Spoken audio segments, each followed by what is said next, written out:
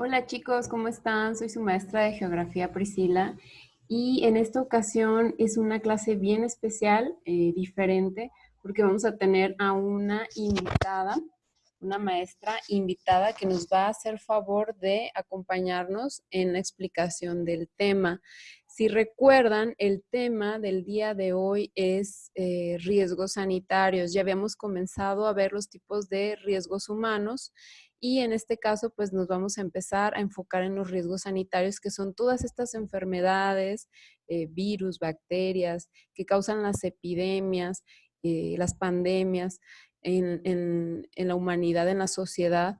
Cuando no son bien tratadas, no son bien localizadas, se puede crecer esto. Entonces sí se convierte en un riesgo para la población del mundo. Por eso es que se ve en geografía, es parte de los riesgos geográficos.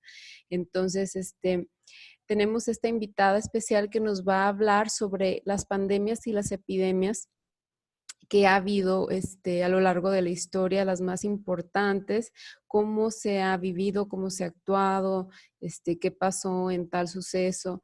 Entonces, como ella es historiadora, pues nos va a dar una mejor explicación más precisa sobre estos temas.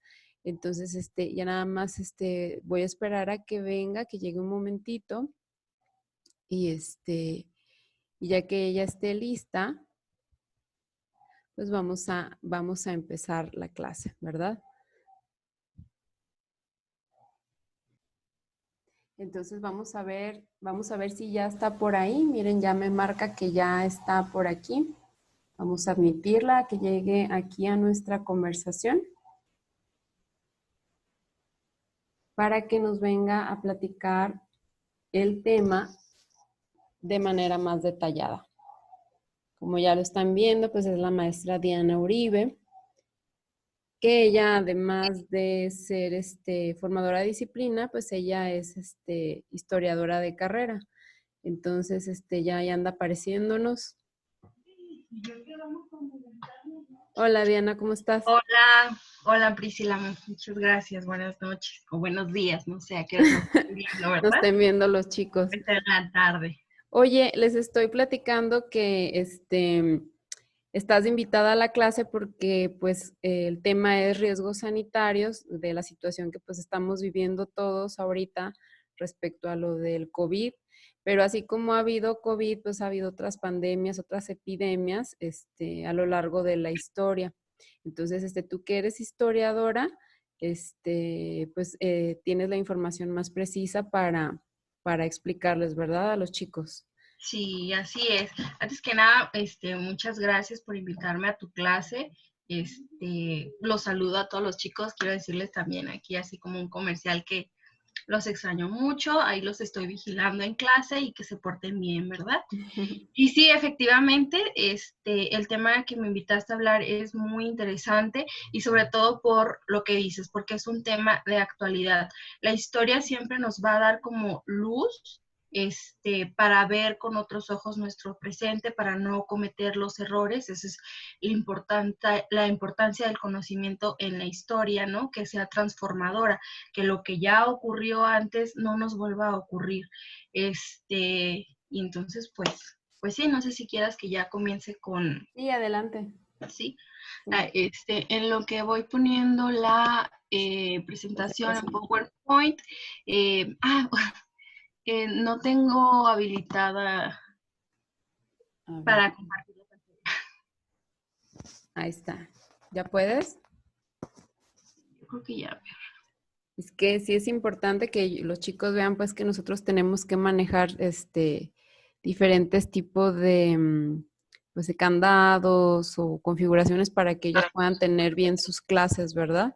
Sí, Entonces, que sí, luego hay ella, unos traviesillos, yo lo sé. Yo sí, los he visto en las clases rayando las pantallas. pero en general se portan bien y estamos trabajando bien a Sí, larga distancia. sí, en general se portan bien. Yo también, sí quisiera felicitarlos porque en la mayoría de las clases que las he visto están tomando apuntes, terminan rápido, preguntan. Cuando les piden que silencien sus micrófonos, lo hacen. Entonces, pues me da mucho gusto verlos porque ahí constantemente yo les salgo en clases. Ya se ve, ¿verdad? La presentación. Todavía está tardando un poquito, pero no te preocupes. Yo creo que ya ¿Sí? de un momento a otro empieza a aparecer, pero sí, digo, retomando el tema, es importante pues que ellos sepan que aparte del COVID, pues ya en otras generaciones pasadas ya han vivido este tipo de situaciones de riesgos de salud, ¿verdad? Así es, enfermedades, virus, bacterias, patógenos, siempre han estado presentes y han estado ligadas a la vida humana desde tiempos inmemoriales. La verdad es que la primera epidemia que tenemos registrada es en el 430 antes de Cristo, pero pues esa es la que tenemos registrada, ¿no? No sabemos cuántas más hayan existido con anterioridad.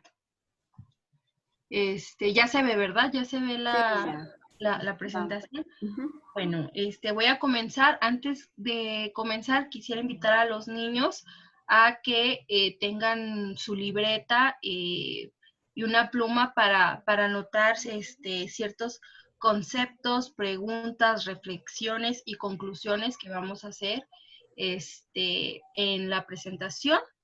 Yo titulé la presentación como Epidemias en la Historia. Y para comenzar, quisiera plantear 3 conceptos para que los niños comprendan este tema. Vamos a empezar con lo que es brote. Brote es la aparición repentina de una enfermedad debido a una infección en un lugar específico en un momento determinado. Yo creo que si yo le pregunto a cualquiera de nuestros alumnos, en qué ciudad se dio el brote del coronavirus, yo creo que todo el mundo sabe, la ciudad de Wuhan, China, diciembre del 2009, ese es el brote, ¿no? Cuando nos confirma, 2019. cuando la OMS declara que hay una enfermedad de tipo neumonía atípica y infecciosa. Ok. Epidemia sería una enfermedad que se propaga activamente debido a que el brote se descontrola y se mantiene en el tiempo, aumenta el número de casos en un área geográfica concreta, sería el brote que se propaga, ¿no? Para tener así el concepto rápidamente, es un brote que se propaga. Ok. Y la pandemia hace referencia a la propagación mundial de una enfermedad, es decir, es una epidemia que se ha propagado exponencialmente. Aquí yo les presento una gráfica de las epidemias más letales de la historia. Como ya les habíamos dicho, hay muchas epidemias, pandemias, plagas que se han presentado a lo largo de la historia. La más letal ha sido la peste negra. Esta gráfica está representada en millones en cuanto a la pérdida de vidas humanas y vemos que por mucho rebasa cualquier otra enfermedad. Y después ahí se disputan la letalidad, la peste justiniana, que también es una de las primeras. De hecho, si revisan alguna línea del tiempo, encontrarán que es la primera. No sé por qué no registran la plaga ateniense, te digo, del 430 antes de Cristo, pero también está la viruela y la gripe española, muy interesantes todas ellas, pero nosotros por cuestiones de tiempo vamos a hablar de 2 que a mí me parecieron interesantes.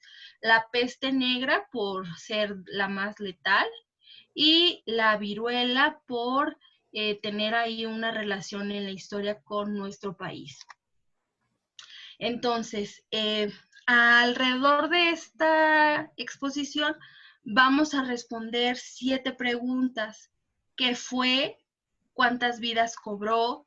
Características, causas, consecuencias, cómo se controló y si es una enfermedad que está erradicada, vamos a responder sí o no, hay que cuidarnos de ella, ¿sale? Entonces, comenzamos con la peste negra o la peste bubónica, la más mortal hasta ahora. Esta epidemia se dio en el siglo XIV, ahí alrededor del 1346, 1351. Esos son los años que se tiene registrado como el pico más alto de la enfermedad. ¿Cuántas vidas cobró? Bueno, se estima que cobró la vida de 200 millones de personas aproximadamente por toda Europa, reduciéndola a un 60%. Se cree que el virus provenía de China y viajó a través de la ruta comercial de la seda, ya que también partes como el oriente en la parte de India, también se tiene registrado que hubo esa enfermedad.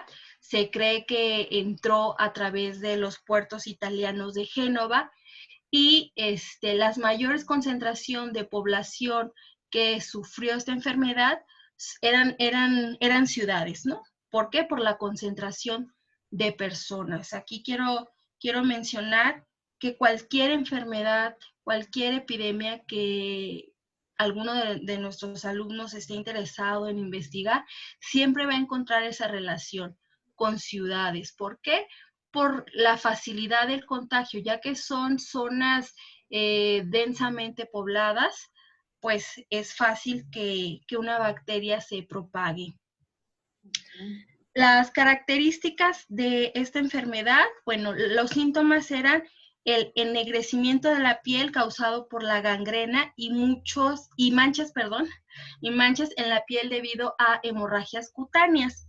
También ampollas del tamaño de manzanas que se llamaban bubones, de ahí peste bubónica, que al reventar desprendían un olor pestilente. Entonces, por eso se llama así peste, porque olía muy feo, apestaba. Negra porque la gangrena y las manchas, pues la piel se veía de ese color, o bubónica por estas ampollas que salían y muy, muy lamentables. El desconocimiento de la naturaleza de la enfermedad, yo creo que fue uno de los factores también que la hizo letal.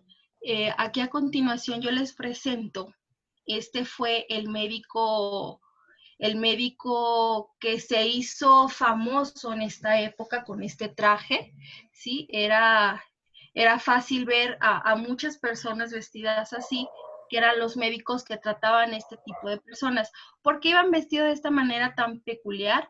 Pues porque se creía que el virus estaba en el aire, que había una especie de aire envenenado. Entonces también se trataba de cubrir este personaje, el doctor, para no contagiarse cuando estaba con el enfermo, ¿no? Sobre todo lo que me llama la atención es la máscara, porque tiene un pico. Este pico medía 15 centímetros de largo y al finalizar el pico se concentraban 55 hierbas aromáticas con la finalidad de purificar el aire. Tenía 2 fosas nasales y se creía que esta distancia tan larga podría purificar el aire, ¿no? Entonces, ahí el gran problema, ya que esta epidemia o esta pandemia, la enfermedad no entraba por el aire, sino por la picadura de piojos y pulgas que eran transportadas en ratas, ¿verdad? Pero de ahí venía la bacteria. La bacteria se introducía a través de esta picadura y viajaba por el torrente sanguíneo, inflamando los ganglios, y después es cuando salían estas ampollas, salían en el área de cuellos, de axilas y de ingles. Entonces, yo creo que ese es uno de los elementos por los cuales fue tan difícil atacarla, porque si no conoces su naturaleza, pues por más que se vistieran como se vistieran, si fuera tal vez de contacto físico, como es la que nosotros tenemos actualmente, ¿no? Que ya sabemos que es que el virus se transmite por no sé, por un estornudo, Por vía por el aérea. contacto físico, ese tipo de cosas, que es por eso que traemos cubrebocas, mascarillas, que no debemos tocarnos la cara, Que nos pero lavamos las manos. que nos lavamos las manos, exacto, es diferente a tenernos que estar cuidando de un animal, como por ejemplo en el caso del dengue, pues sabemos que de lo que debemos evitar es el animal, ¿no? Sí, la picadura del mosquito. Exacto. Las consecuencias, eh, considerablemente y principalmente fueron las demográficas por estas muertes que surgían todo el día, las ciudades ya no sabían ni qué hacer con tantos cuerpos. Los historiadores mencionan que los cuerpos pues los tiraban en la calle porque había tantos o los juntaban en catapultas y los aventaban porque eran demasiado. Entonces, esta crisis demográfica por las miles de muertes desembocó en una cadena de crisis. Por ejemplo, sería la agricultura, pues faltaban manos que trabajaran las tierras y se hicieran cargo de los cultivos. Después se transformaría en una crisis económica porque el comercio se volvió mínimo a tal grado que la economía casi desapareció, había escasez de alimentos, los precios de ellos se alzaron. Y yo creo que si hacemos una reflexión, también muchas de esas cosas están pasando actualmente, ¿no? Que vamos al súper y vemos que ya no hay productos, que se están acabando, o que hay otros productos que ya los subieron. Este, Ujú. Ya encarecieron el huevo, por ejemplo, ahorita. exacto, oye, 80 pesos una De cartera de huevo. huevo, ¿no? Y es porque, pues, porque tal vez, bueno, yo sé que ahorita la gente en la agricultura sí está trabajando, ¿no? Pero la gente que tiene otro tipo de oficios de operación, ¿no? De trasladar, de llevar, de almacenar, no Ujú. están trabajando en un ritmo normal y eso también encarece. Y todas estas crisis, esta cadena de crisis, eh, comenzaron a descomponer el sistema feudal, que era el sistema de gobierno político y social de la época, originando cambios, abriendo pasos a una nueva era. En este sistema, el sistema feudal, bueno, pues funciona así, ¿no? Hay un señor feudal que se encarga de cuidar cierta área y a ciertas personas, él se encarga de dar protección y esas personas a las que protegen se encargan de trabajar las tierras, ¿no? Pero al morir tanta gente, los historiadores comentan que mucha gente se sintió con la libertad de irse a otros lugares a trabajar o de desprenderse de sus señores. En muchos casos también estos morían y decían, bueno, pues ¿a dónde me voy, no? Y así es como poco a poco se fue debilitando este sistema. ¿Y cómo se controló? Aquí presento una imagen de Lazareto de Ancona. Eh, en 1377 más o menos alrededor de ese año, serían los italianos los primeros en utilizar el método que nosotros ya conocemos, que es la cuarentena. La cuarentena nace de la peste negra. Ellos, a manera de prevenir el contagio, comenzaron a rechazar barcos que veían que estaban infectados. Ellos formalizaron este método de protección, donde dejaban a barcos y tripulantes en aislamiento alrededor de 40 días porque empezaron a notar que la enfermedad tenía un ciclo de vida de 39 años, 39 días. Mm. Y en años posteriores empezaron a construir este tipo de edificaciones que se llamaron lazaretos, que eran edificaciones portuarias en donde se aislaban las personas y este aislamiento resultó ser bastante efectivo para verificar el estado de salud de pasajeros de barcos y evitar contagios de la ciudad. También hubo gente que empezó ya después a asociar, ahora sí, al animal. Empezaron a ver que había profesiones que tenían más probabilidades de contagio sobre otras. Por ejemplo, los carniceros, los molineros, los panaderos, que constantemente tenían como a veces plagas de ratas, empezaron a ver que eran los que tenían más probabilidades de contraer la enfermedad. Caso contrario, los aceiteros, los toneleros y los pastores que constantemente repelían las pulgas, perdón, eran los que menos frecuentemente se enfermaban. Entonces también ahí apareció yo creo que el método científico de la observación, ¿no? Ya que esta plaga duró aproximadamente 4 siglos, tuvo algunos, ¿cómo se dice? Rebrotes, Ujú. este, pero sí, pues la gente empieza a ver qué sirve, que sí y que no.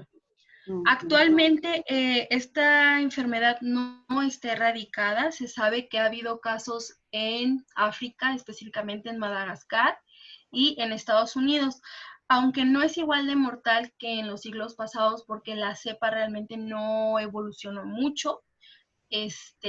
Todavía hay casos, no se ha erradicado, pero hay antibióticos muy efectivos para combatirlas, aunque según yo estuve investigando, la cepa de Madagascar, ha sido muy, sí ha sido salvaje, pues, o sea, no es como cualquier, eh, o sea, no está tan, o sea, sí es grave, pues, ¿no? Entonces, esta es la información que yo les quiero presentar de la peste negra. Voy a hacer una recopilación así muy breve de este tema, que fue la más letal, cuántas vidas cobró. En Europa aproximadamente 200 millones de personas. Características, el ennegrecimiento de la piel, las ampollas llamadas bubones y el olor pestilente de cuando se reventaban estas ampollas. Las causas, pues sería la idea errónea de la naturaleza de la enfermedad. Las consecuencias, primero serían las consecuencias demográficas, económicas y que desembocarían en una crisis política. ¿Cómo se controló? Bueno, ya sabemos que la cuarentena fue un método para controlar el contagio en las ciudades. Y si es una enfermedad erradicada, no. No sé, Priscila, si quieres que profundice más en algo de este tema o tú quieras decir algo. No, si quieres continúa con el ¿Sí? próximo. ¿Continuamos? Sí. ¿Seguimos? Ok, la viruela. La viruela, les digo que es un tema que yo elegí porque creo que tiene mucho que ver con nuestra historia. La epidemia de México que fue la primera en llegar a México en 1520, tiene su brote en la ciudad de Tenochtitlan, la ciudad de Tenochtitlan también sabemos que era una de las más pobladas, sí, realmente era un centro urbano, era una ciudad, ¿no? Los demás a veces eran como aldeas o pueblos chicos y esta era una ciudad. Ah, ¿cuántas vidas cobró? Cobró el dos tercios de la población de Tenochtitlan. El historiador Peter Gerhard estima que para el 1519 la población contaba con 15 millones de personas y que para 1550 la viruela había reducido a la población en 5 millones de personas. Otros estudios señalan que alrededor del 1620, es decir, un año después de que llegaron los españoles, la población se había reducido al 1.6. Pero en el momento del brote podríamos decir que sí, que la población se redujo a 2 tercios. Las características de esta enfermedad sería que fue conocida como Huitzahuatl, que significa grandes granos debido a los grandes granos que ocasionaba esta enfermedad. El cronista Fray Bernardino de Sahagún comenta en su obra Historia General de las Cosas de la Nueva España que los indios de esta enfermedad más que nada les provocaba grandes delirios y escuchaban voces, les desfiguraba la cara, el rostro y que muchos en estos casos morían de hambre porque ni siquiera se podían mover. Las causas, bueno, fue introducida en 1520 por un esclavo negro que venía en la flota de un conquistador español que se llamaba Pánfilo de Narváez. Entonces, él es el que tiene el primer contacto y empieza a esparcir esta enfermedad. Eh, Cabe señalar que es muy importante decir que algo que fue muy determinante para que esta enfermedad se propagara es que los indios naturales de esta región no tenían defensas, era realmente el contacto con otro mundo y no tenían defensas, a diferencia de los españoles que ya las habían desarrollado, por eso les pegó de una manera tan brutal. Este, los mexicas tenían muy buen conocimiento de la herbolaria, realmente también en medicina tenían muy buenos conocimientos. De hecho, Hernán Cortés en las cartas que le escribe, en las primeras cartas que le escribe al rey, le dice que no mande médicos porque la gente de México, los mexicas, son gente muy eficaz en temas de la medicina. Pero ante esta enfermedad, la verdad es que poco pudieron hacer porque no la conocían y no sabían cómo tratarla. Las consecuencias serían pues devastadoras, pues es un factor, tuvo un papel muy importante como un aliado más para los europeos, así es como lo mencionan los historiadores, como un aliado más. Tuvo un papel muy ventajoso. ¿Por qué? Porque hizo mermar a la población, a los guerreros. El mismo Cuitláhuac duró 2 meses en el poder porque le dio la viruela y se murió, ¿no? O sea, sí mermó mucho, mucho la población que pudo haber peleado. Y como si realmente los españoles lo hubieran necesitado, porque los españoles pues tenían armamento más sofisticado, tenían animales para desplazarse como los caballos, que los mexicas en esta época pues no utilizaban animales para desplazarse. Y eso fue una de las consecuencias, yo diría la más importante, el cambio en la historia pues de una nación como lo eran los mexicas. Es la caída del imperio mexica, eso fue lo que ocasionó, y pues la imposición de la corona española en el territorio mexicano, convirtiéndolos en vasallos. ¿Cómo se controló? Por un par de siglos, la cura la ofrecía la iglesia con la inoculación, que es un método que viene de Turquía. Y este método consiste en infectar de manera controlada, con dosis mínimas, la viruela para crear inmunidad y minimizar la severidad de la infección. Pero no sería hasta el siglo XVIII que Edward Jenner encuentra la cura para la viruela. Él descubrió que las personas que laboraban con vacas y a esas vacas les daba la viruela de las vacas, creaban inmunidad en los humanos para la viruela humana. Entonces él desarrolla pues lo que él llamó como la vacuna, y en el siglo, a finales del siglo XVIII, al rey Carlos IV se le muere su hija, una niñita de 3 años, la infanta María Teresa, se le muere de viruela. Entonces para él se convierte este tema de la salud pública en prioridad. Su hija, me parece, se muere en 1794 y la cura de la viruela la encuentra Edward Jenner 2 años después, en 1796.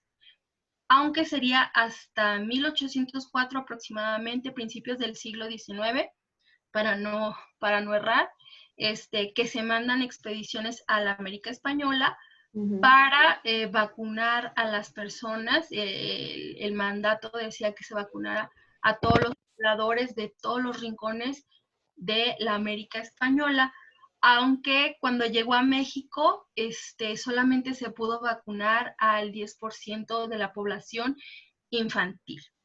Pero el objetivo era concientizar sobre su prevención y gracias a Dios, actualmente esta es una enfermedad erradicada. México tiene esta enfermedad erradicada desde 1951 y la OMS la declaró como una enfermedad erradicada en el mundo a partir de 1980, ¿no?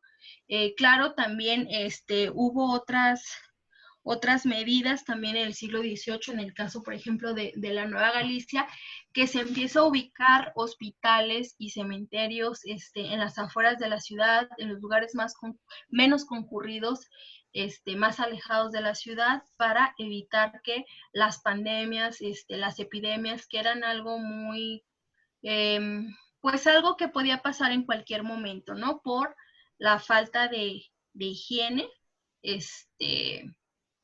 se empezó a implementar este tipo de método.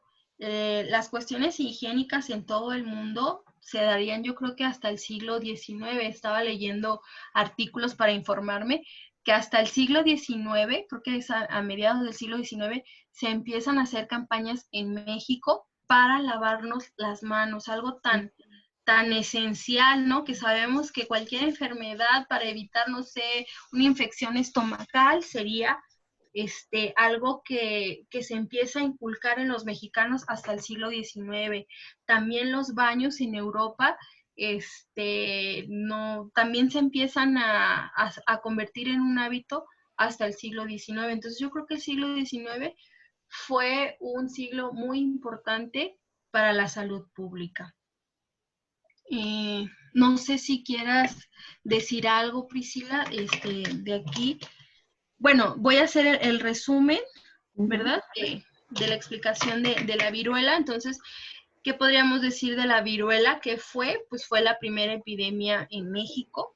¿Cuántas vidas cobró? Alrededor de 2/3 de la población. Las características, grandes granos, como dije, alucinaciones, ¿no? Alucinaciones. Y causas, bueno, que los indios naturales de México no tenían defensas y no sabían cómo tratarlas. Consecuencias, fueron consecuencias políticas que se convirtieron en consecuencias históricas. ¿Y cómo se controló? Bueno, a través del descubrimiento de las vacunas y con la vacunación. Es una enfermedad erradicada, gracias a Dios sí, y es gracias a que la gente se vacunó. Y bueno, quiero aquí que hagamos una reflexión a partir de que hemos visto estas dos pandemias y que hemos podido hacer como unos claroscuros entre el pasado y el presente, conforme a lo que nosotros vivimos, y también vemos que ha pasado algo similar en el pasado. Nosotros, a principio de este siglo, el mundo se ha visto asolado por nuevas enfermedades respiratorias, la gripe aviar, la gripe porcina, actualmente el coronavirus. Y en la actualidad se dice que vivimos en una era de globalización, y como hemos visto, los riesgos de esta era también alcanzan las consecuencias globales. A raíz de esta pandemia hemos experimentado sucesos nunca antes vistos: suspensión de clases, paro de todo tipo de actividades laborales y comerciales, cierre de fronteras. Y aunque sabemos que este no es un virus altamente mortal, salvo para esas personas que no tienen sistemas inmunes fuertes, sí es altamente riesgoso por su facilidad de contagio. Más que nunca hemos visto a nuestras autoridades estar pendientes de informarnos e inculcarnos hábitos que prevengan su propagación. Medidas de higiene como lavarnos adecuadamente las manos con jabón, uso de gel antibacterial, cubrebocas, el distanciamiento social, que hemos fomentado nuevas formas de interactuar, desde el saludar sin estrecharnos las manos, o realizar actividades cotidianas como por medio de la web, sería como estudiar, hacer pagos, mantenernos en contacto con nuestros amigos, con nuestros familiares. Ahora pasamos por momentos fuera de serie. Es importante reflexionar cómo vamos a a seguir viviendo? ¿Qué nuevos hábitos vamos a seguir cultivando con el fin de que una situación tan peculiar como esta no se repita o por lo menos no se repita pronto?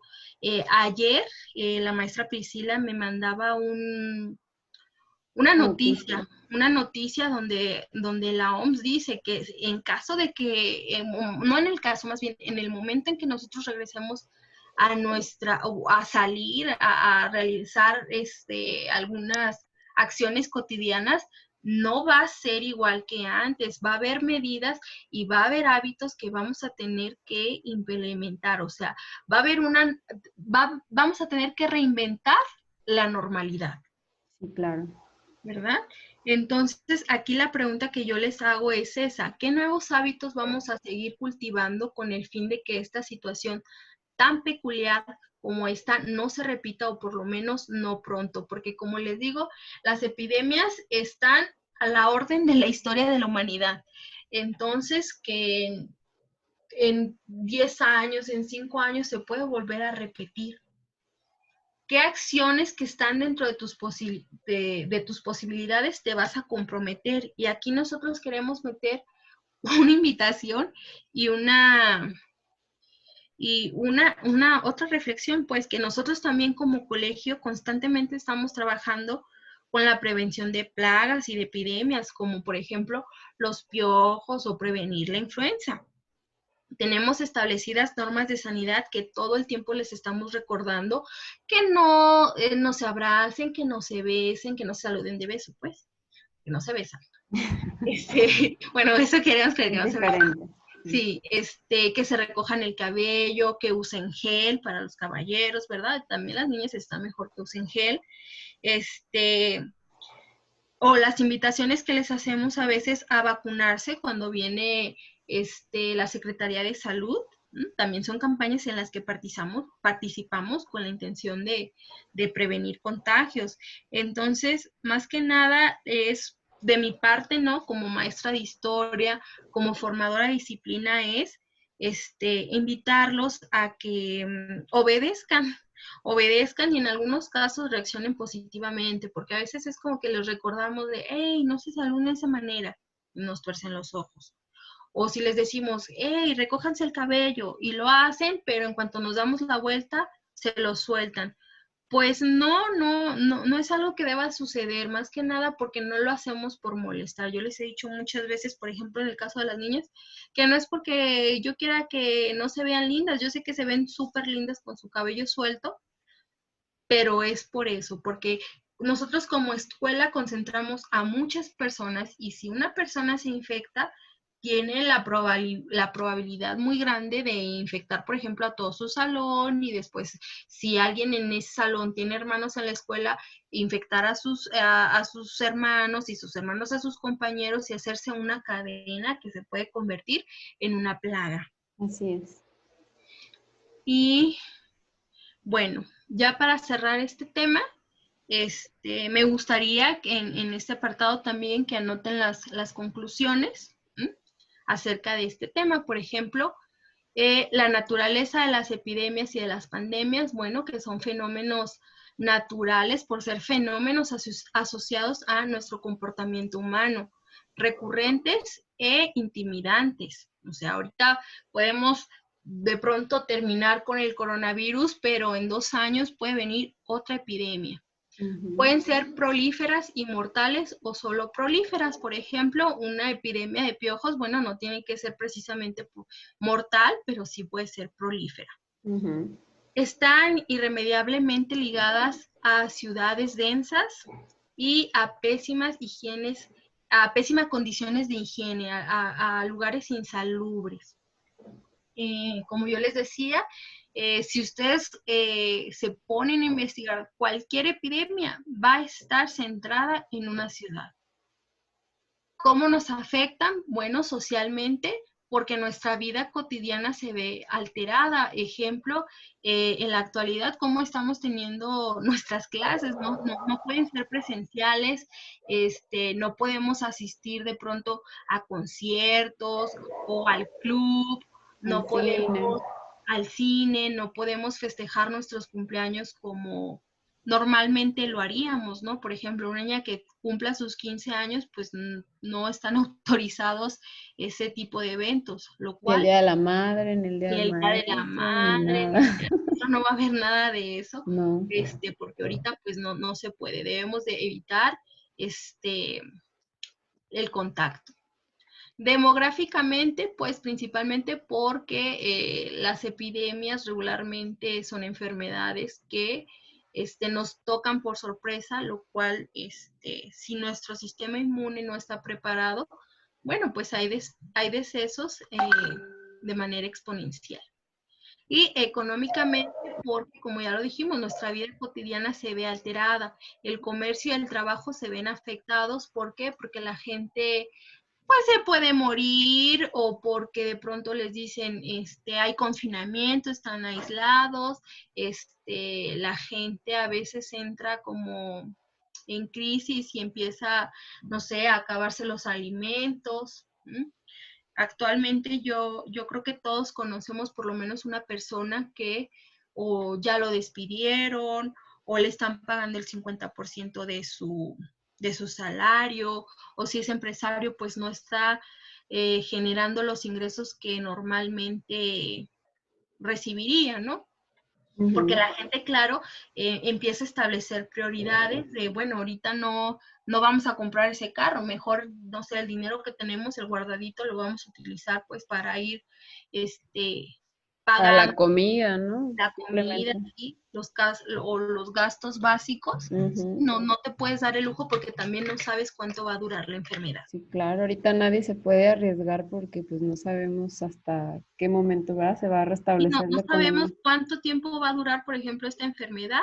Está desde marzo y nos han dado plazos de 15 días, de un mes y otro mes que pueden ser otro mes y así sucesivamente. Y bueno, ¿cómo prevenirlas? Bueno, cultivando hábitos de higiene, mantener áreas limpias, bañándonos nosotros, no sé, ¿verdad? Desinfectando todo y seguir recomendaciones de los expertos, por ejemplo, lavarnos las manos adecuadamente, ¿no? Ya salían unos videos que canta esta canción y todo hasta que dure todo este tiempo y lava por aquí, lava por allá, ¿no? Sí. Porque al parecer pues no lo hacíamos adecuadamente. El uso de cubrebocas, de gel antibacterial, este, Es que yo creo que ya va a ser algo habitual, ¿no? sí, Traer sí, el sí, cubrebocas y cargar con tu gel antibacterial hasta que no haya una cura así ya bien declarada del coronavirus.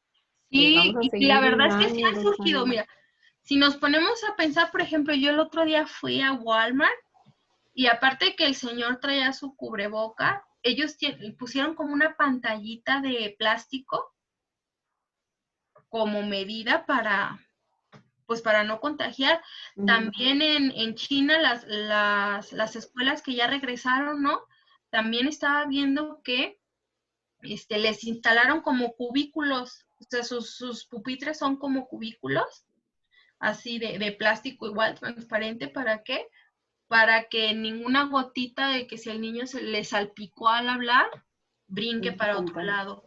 Sí, y También también los sombreritos, ¿no? ¿No los los has visto? sombreritos de los bebés también, ¿no? Sí, como niños de kinder que traen como un sombrerito y traen estas como caretas que están usando de plástico para que no igual no haya ningún contacto de la saliva con otra Sí. persona y así. Entonces yo creo que ya va a ser algo que vamos a estar viendo ya como un hábito, ¿no? Tener nuestros cubrebocas, nuestro gel antibacterial. Ahora sí que ¿Sabes? como, sí, dime.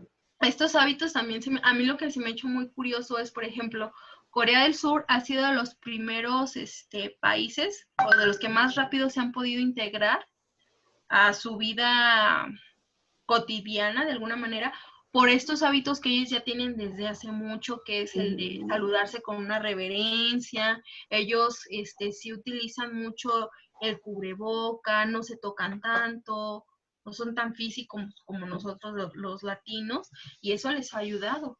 Sí, Son claro. hábitos que ellos tienen desde hace mucho. Y que fíjate cómo va a impactar tanto culturalmente hablando, como estás diciendo tú, Ujú, que aunque los latinos somos mucho de abrazar, de besar recién que conoces a alguien, ujú, sí, de las chicas estar abrazadas con las compañeras y ya le brincó el piojo, etcétera, etcétera. Yo creo que esos hábitos que hacemos por cultura, pues, y pues, se vean bien socialmente hablando, pues ujú. ya cada vez van a ser menos, ¿no? O sea, va a ser Sí, ya o nada van a más, tener que cambiar. sí. Entonces va a generar un cambio cultural también muy fuerte y Sí, de interacción social, ¿no? sí. Y bueno, el último sería evitar exponerse, evitar el contacto físico y hacer las cuarentenas como nos los piden, que ya vimos que las cuarentenas vienen desde la peste negra. Bueno, Sí. ¿algo más que agregar a tu presentación? Ay, pues no se me ocurre nada porque creo que ya hablamos de, de muchos temas. Ok, la bibliografía. Ah, sí, la bibliografía. ¿Cuál es la diferencia entre brote, epidemia y pandemia? Porque pues sí, tenía que investigar los conceptos epidemiológicos y la gráfica, porque pues yo no me la saqué de mi mente, ¿verdad? Obviamente alguien la investigó La por mí hizo. y yo nada más, como no era muy legible, yo la hice por mi parte. Muy bien, pues muy bien explicado todo. Muchas gracias. Traté de hacerlo de carrerito un poco porque pues a veces las clases no, te digo, no me dan para que sea una cátedra, no es un seminario, ¿no? Bueno, pues Pero vámonos despidiendo de los chicos entonces y ya no hay nada más que agregar de tu parte o de la mía. no, muchísimas ¿Todo gracias bien? por invitarme, No, Priscila, pues, muchas pues gracias. muchas gracias por la plática, muy interesante. Pues ahora sí que sí me tenía que apoyar en una persona más especializada al tema. Entonces, pues muchas gracias, Diana. Muy interesante y un saludo a todos chicos y les menciono que los voy a seguir observando y espero que estén muy bien y ustedes y sus familias. Muy bien, muchas gracias, Diana, que estés muy Gracias a bien. ti, Priscila. Gracias.